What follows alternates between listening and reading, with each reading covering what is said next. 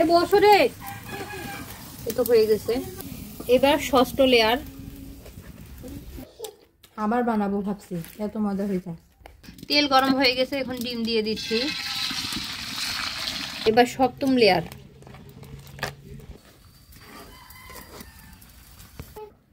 সেই হয়েছে। এখন সকাল 9:30 বাজে, কিন্তু তারপরেও দেখেন সূর্যের কোনো দেখা নেই, চারদিকটা কুয়াশায় ভরে আছে, কিছুই দেখা যাচ্ছে না। তো সকাল সকাল রান্নাঘরে চলে আসলাম, আর রান্নাঘরে এসে ঘরে থাকা উপকরণ দিয়ে আজকে নোয়াখালীর বিখ্যাত ডিম সুন্দরী পিঠা বানাবো। আপনারা পুরো ভিডিওটির সাথে থাকবেন। এখানে প্রথমে 2টা ডিম ফেটাই নিতে হবে।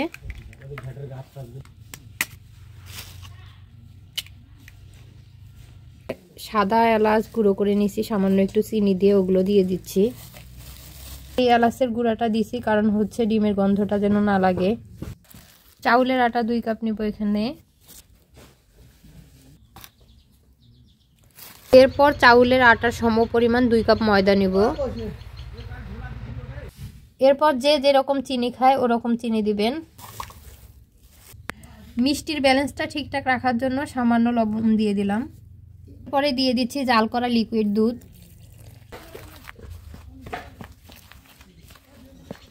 অল্প অল্প করে দিয়ে ব্যাটারটা করে নিতে হবে। আর একটু দুধ দিয়ে দিচ্ছি।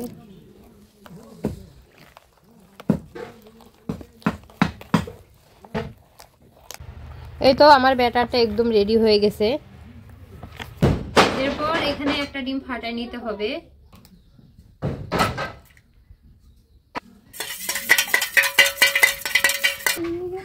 এক চিমটি লবণ দিয়ে দিলাম এখানে।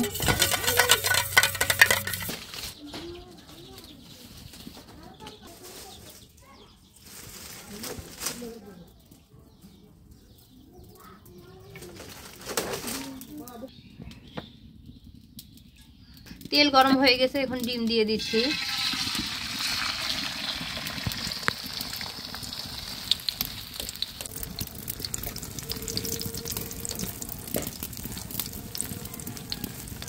এরকম করে 2 ভাঁজ করে নেব।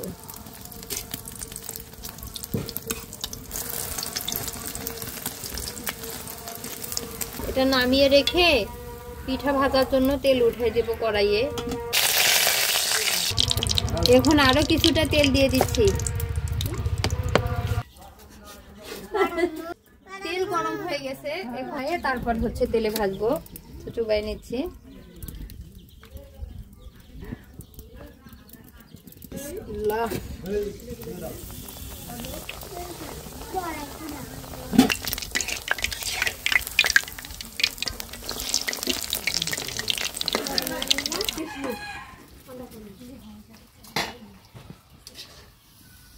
এই তো এই লেয়ার ভাজা হয়ে গেছে, এখন পরের লেয়ার করব।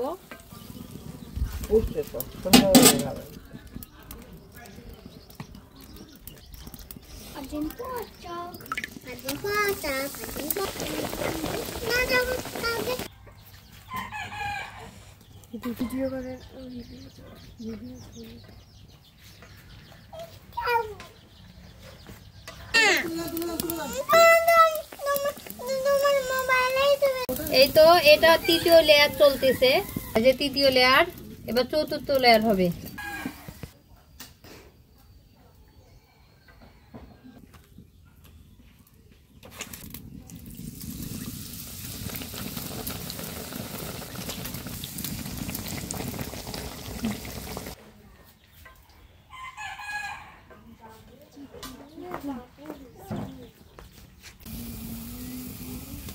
এবার ষষ্ঠ লেয়ার।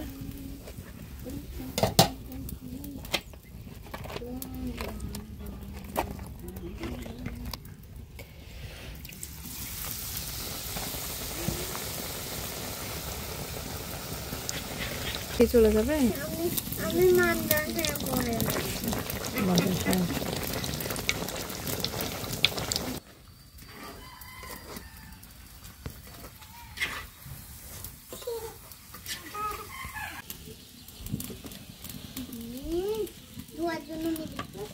এবার সপ্তম লেয়ার।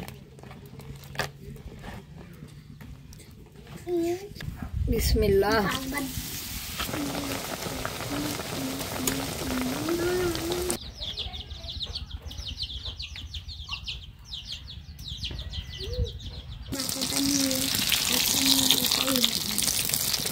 দেখো একবার মাটি এবার আমরা কাকে এইটা উনি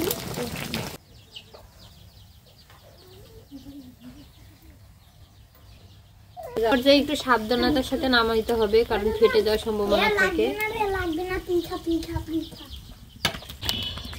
এই অষ্টম লেয়ার আর শেষ লেয়ার এটা, এরপরে আর হবে না। বিসমিল্লাহ। এবার ইয়েগুলো ঢেলে দিচ্ছি উপর দিয়ে, নষ্ট করার কোনো দরকার নেই।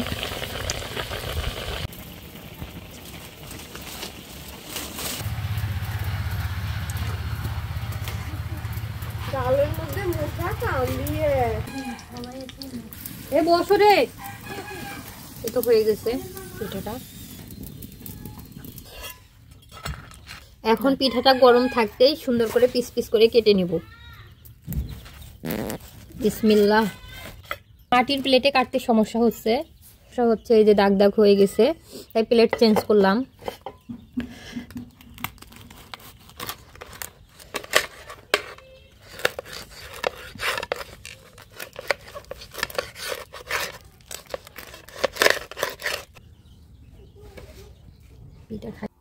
এই যে দেখেন পিঠাগুলো কত সুন্দর হয়েছে দেখতে, দেখতেও যেমন হয়েছে খেতেও কিন্তু মজা।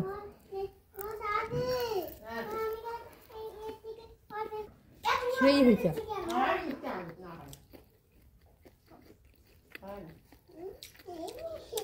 আবার বানাবো ভাবছি, এত মজা হয়েছে।